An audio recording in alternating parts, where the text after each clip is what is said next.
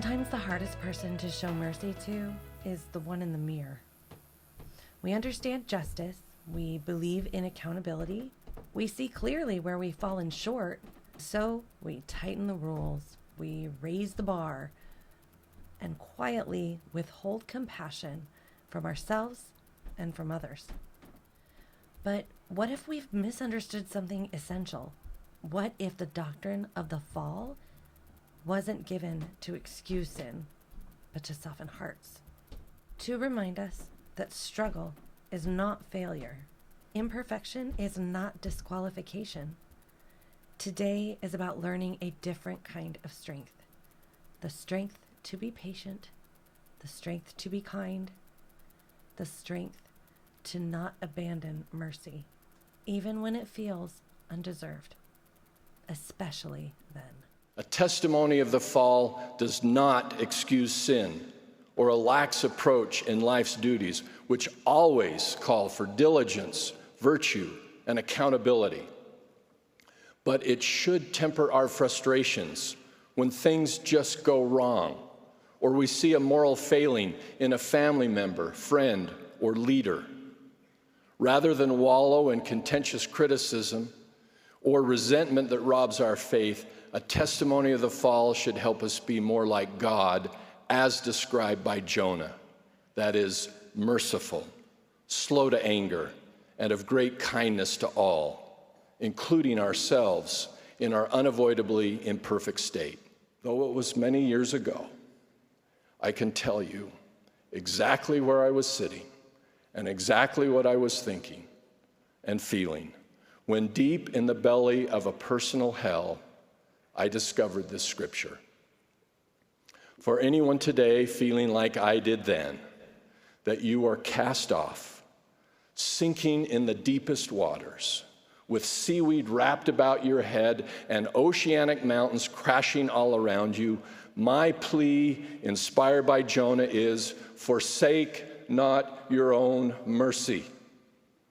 You have immediate access to divine help and healing despite your human flaws. This awe-inspiring mercy comes in and through Jesus Christ. Because he knows and loves you perfectly, he offers it to you as your own, meaning it's perfectly suited to you, designed to relieve your individual agonies and heal your particular pains. So for heaven's sake and yours, do not turn your back on that. Accept it. Start by refusing to listen to the lying vanities of the adversary who would tempt you into thinking that relief is found in sailing away from your spiritual responsibilities. Instead, follow the lead of the repentant Jonah. Cry unto God. Turn to the temple. Cling to your covenants. Serve the Lord, his church, and others with sacrifice and thanksgiving. Doing these things brings a vision of God's special covenantal love for you, what the Hebrew Bible calls chesed.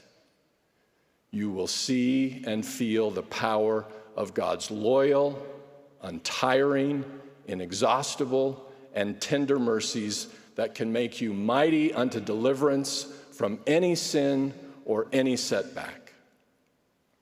Early and intense anguish may cloud that vision at first, but as you continue to pay that you have vowed, such a vision will shine brighter and brighter in your soul. And with that vision, you will not only find hope and healing, but astonishingly, you will find joy, even in the midst of your crucible. President Nelson taught us so well. When the focus of our lives is on God's plan of salvation and Jesus Christ and his gospel, we can feel joy regardless of what is happening or not happening in our lives. Joy comes from and because of him.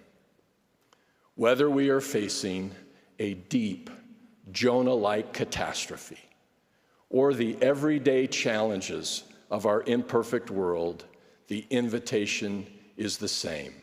Forsake not your own mercy. Look to the sign of Jonah, the living Christ, he who rose from his 3-day grave, having conquered all for you. Turn to him, believe in him, serve him, smile, for in him and in him alone is found the full and happy healing from the fall we all so urgently need and humbly seek. There's a quiet kind of imbalance that can creep into faithful lives. We become disciplined, but not gentle. Accountable, but not compassionate.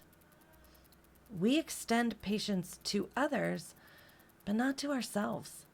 Then, without realizing it, we begin to live without mercy. But Lent is a time that calls us back into alignment. Temperance is not just about restraining sin, it's about restraining harshness, softening judgment, making room for grace. Because the truth is, we are all learning. We are all falling and rising again. And the God we are trying to become like is not only just, he is merciful, slow to anger, and full of kindness. Today, we remember something essential. Do not forsake your own mercy.